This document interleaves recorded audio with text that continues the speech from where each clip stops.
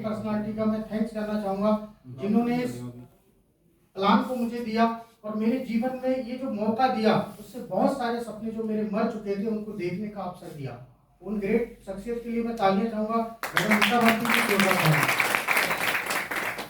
इसके बाद में आपको कुछ चीजें हैं जो मैंने इस फिल्म से देखी जो मुझे बहुत अच्छी लगी। यहाँ पर सबसे अच्छी बात क्या है, आप अपने टाइम के हिसाब से काम करते हैं। यहाँ पर कोई टाइम बाउंडेशन नहीं है। आपको लगता है तो रात में काम कर सकते हैं, आपको लगता है दिन में काम करना तो दिन में कर सकते हैं, क्योंकि आप यहाँ किसी बंधन में नहीं है। और मैं जहाँ काम कर रहा था सुबह 10 बजे से जाना, शाम को 5 बजे आना, ये बंधन बहुत कठिन लगता था दोस्तों। किसी भी प्रोग्राम में नहीं जा पाता था क्योंकि हर रोज कचहरी पे जाना और शाम को आना, ये जिंदगी थी। सिर्फ संडे मिला करता था और उस संडे में हमें मौका मिला कि यदि आपने ये संडे दिया तो एक दिन ऐसा आएगा कि किसी बंधन में नहीं रहेंगे आप बंधन मुक्त हो जाएंगे और पैसा भी आपके पास भरपूर होगा। तो क्या उस चीज को हमें देखना चाहिए, सुनना चाहिए? मैंने सुनना, समझा और एक डिसीजन लिया। आज उस डिसीजन की वजह से आपके सामने हूँ। आज मैं आपको बताऊं, मैं उस बंधन के क्षेत्र को तोड़ के फ्री होके काम कर रहा हूं, क्योंकि मैं वहां जाना बंद कर चुका हूं, क्योंकि हर हफ्ते हर महीने यहाँ से इनकम आज की डेट में आ रहा है। बस एक चीज बोलना चाहूंगा, छोटी सी कहानी है जो मैं आपको बताऊंगा।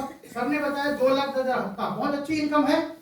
यही मुझे अच्छा लगा था कि 2,10,000 रुपए हफ्ता, वो भी टाइम की कोई पाबंदी नहीं है, मतलब बिना आप टाइम की पाबंदी के काम करेंगे।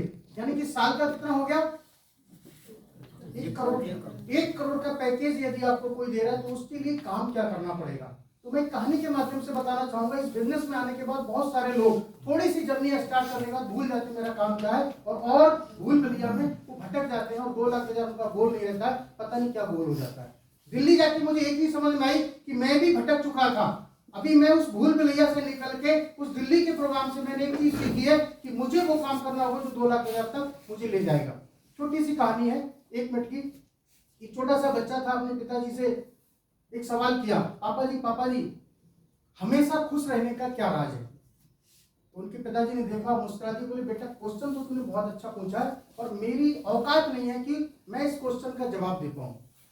तो उसने बोला पापा मुझे इसका जवाब चाहिए।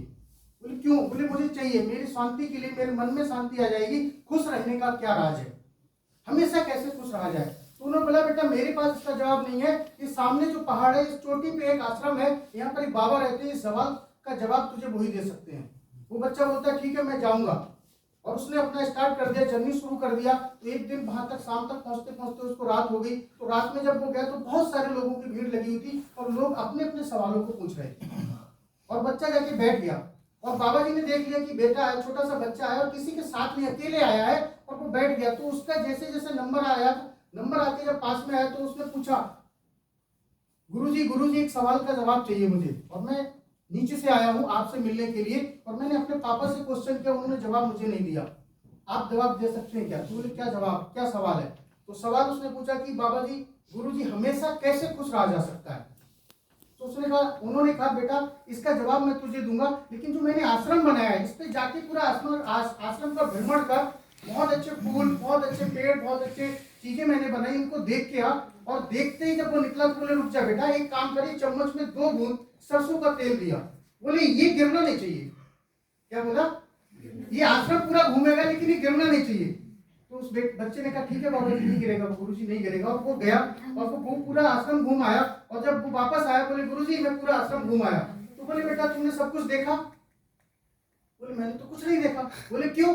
बोले वो 2 बूंद तेल गिरना नहीं चाहिए, मैं उसी को देखता हूँ। उन्होंने कहा नहीं, आपको पूरा बड़ा मस्ती से देखना है, जब तक इसकी खुशी, ये जो मैंने सुंदरता बनाई, सुंदरता का पूरा मजा नहीं लोगे तब तक मैं इसका जवाब नहीं दूंगा। अब वो फंस गया। बोले अब क्या करें? बोले दोबारा जा। वो जब दोबारा गया तो वो पूरा बढ़िया तरीके से भ्रमण करने लगा और घूम घाम के जब आया बोले गुरुजी मैं आ गया। तो बोले आ गए? बोले ठीक है। बोले बहुत अच्छा आपने आश्रम बनाया। बोले ठीक है, अच्छा बनाया। बोले हाँ। बोले खुश है? बोले हाँ खुश हूँ मैं। बोले अच्छा, बोले वो सरसों का तेल कहाँ है? वो जो मुझे पता ही, वो तो गिर गया। यही खुशी का राज, ये जो बेसिक होता है ना, जो गिरना नहीं चाहिए था, उसको साथ रख के घूमना था, तब तुझे आनंद आता है, क्योंकि वो सरसों के तेल में तो आनंद था। उसको बचा के लाता तो मुझे पूरी जीवन आनंद मिलता। तो यही हमारा इस बिजनेस में होता है दोस्तों, हम अपने बेसिक को भूल जाते हैं। हम जैसे ही किसी रैंक पे किसी ओहदे पे पहुंच जाते हैं तो हम दुनिया की चकाचौंध में अपने आप को भूल जाते हैं हमारा बेसिक क्या है। इस बिजनेस में बेसिक क्या, जब मैंने बिजनेस स्टार्ट किया तो मेरे ग्रेट अपलाइन ने एक ही बात बोली थी, आपको एक लिस्ट बनानी है, अपने लोगों को मिलवाना है और अपने लोगों को बिजनेस दिखाना है, और इस जीटीएस प्रोग्राम में जब तक आना है जब तक जीटीएस लेने लायक आप ना बन जाओ। लेकिन हम क्या करते हैं, जैसे डीटीसी बने टीसी बने, बोले मैं तो अब सब जानता हूँ, इधर ही नहीं आगे बाकी सब जगह जाएंगे। आप मुझे बताओ क्या 2,00,000 आएगा? नहीं। आप ही रह जाएगा जैसे सरसों का तेल वो ढूंढता रहेगा बच्चा। आप दुनिया की खुशी ढूंढने के चक्कर में आओ, बेसिक हो जाएगा, और बेसिक हो गया तो 2,00,000 नहीं आएगा। बस एक ही चीज मुझे दिल्ली जाके समझ में आई कि मैं अपने बेसिक करूंगा, और मैंने वहां से आने के बाद पूरा 2 दिन मैं आपको अपना बता रहा हूँ क्योंकि मैं भूल गया हूँ मैं रैंक मेरा क्या है।